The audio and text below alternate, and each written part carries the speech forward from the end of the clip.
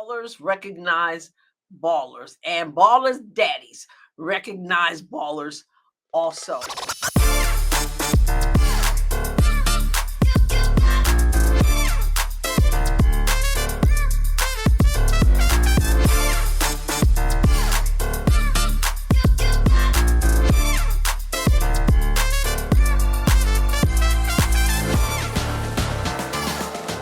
Welcome to the Adrienne Ross Show, where sports and culture connect. Courtney Williams plays for the Minnesota Lynx, and if you are with the Adrienne Ross Show during live streams of games, whether it's the WNBA, whether it was Unrivaled, you heard me talk about Courtney Williams. You heard me talk about her dad because he is always at the games. He is Courtney's #1 fan, and she looks just like him. Talk about twins. Well, they got into a conversation on the new podcast that she has, and let me get the name right. It is called Courtney's Dad and Her. And one thing about Courtney Williams, she's a baller. She's a baller. She almost won a championship. I'm going to say she should have won and would have won a championship against the New York Liberty in 2024 if the officials did not get in the way. But again, she's a baller. And you know what about ballers? Ballers recognize ballers. Caitlin Clark is a baller, and Courtney Williams and her dad recognize the baller Caitlin Clark is. Now, last year around this time, the conversation about Caitlin Clark was that she wasn't going to be able to do in the WNBA what she did in college, that it was insulting to suggest that she would come in and excel, that she had a whole lot to learn, that she had been playing with these youngins in college, but she was about to go up against these grown women. And then Caitlin Clark came into the league. Well, let's just say she showed that she belonged and leave it at that.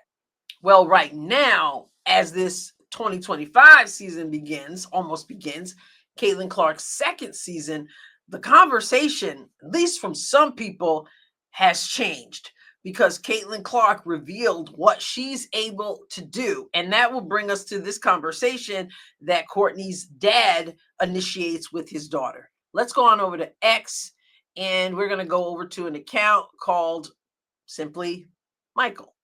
They be talking about Caitlin Clark overrated. That girl ain't overrated. She bringing the heat. No. She bringing it, boy, because she crossing them up, boy, then pulling up. You know what I mean? Caitlin Clark a problem, bro. Yeah, she that. I just think about my rookie year, and I think about how I came into the league, and I'm like, bro, it was such a crazy transition for me to just understand what it's like to play at the pro level.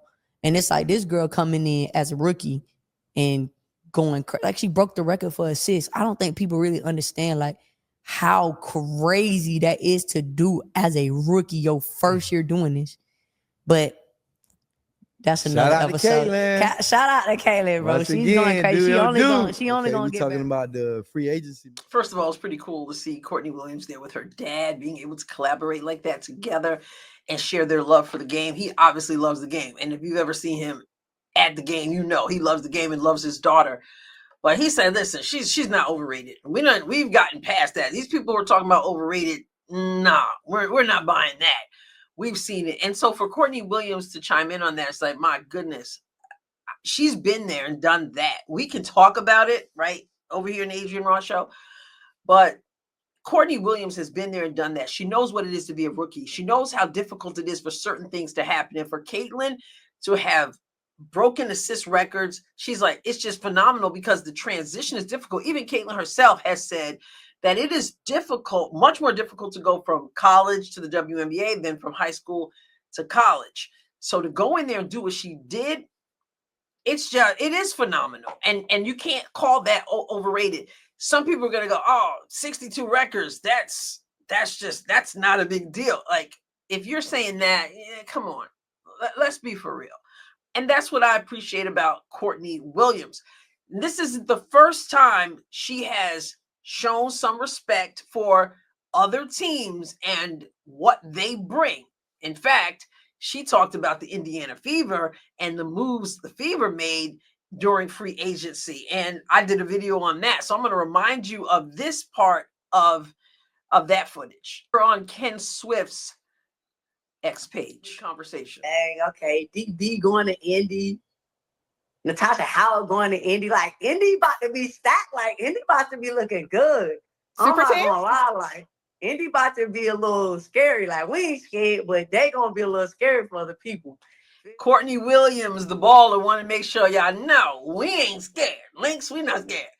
But y'all, I'm telling you, Indy about to be scary. Respect the respect. I respect the respect because ballers recognize ballers and ballers' daddies recognize ballers also. This is all exciting to hear this kind of conversation. Even like some of the more or less trash talking, kind of like lighthearted, friendly trash talking that I talked about in my video where Sanaya Rivers says she wanted to guard Caitlin Clark. Let's see. Let's go with Indiana. Why not? I tell this story every time. Caitlin Clark, we played them my sophomore year, and she almost dropped 50 points. That's the point. We won.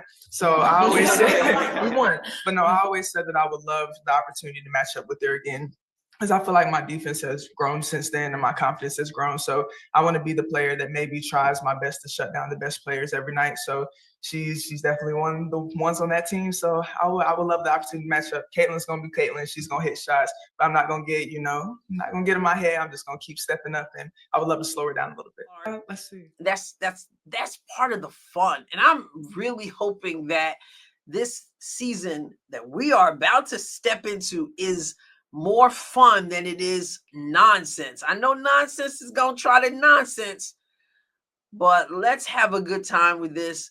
I like the Minnesota Lynx quite a bit. I was cheering for them really hard in the finals. Didn't turn out, because of the rigification. Remember that? The rigification.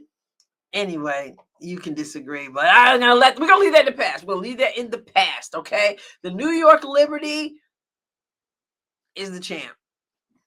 And we're gonna find out, because are we gonna crown the same champ? Or are we gonna have another champ? But remember, keep your eyes on Indiana. All right, what do you think? Get in the comments. I will catch you next time, God willing. Smash the subscribe button. God bless you abundantly.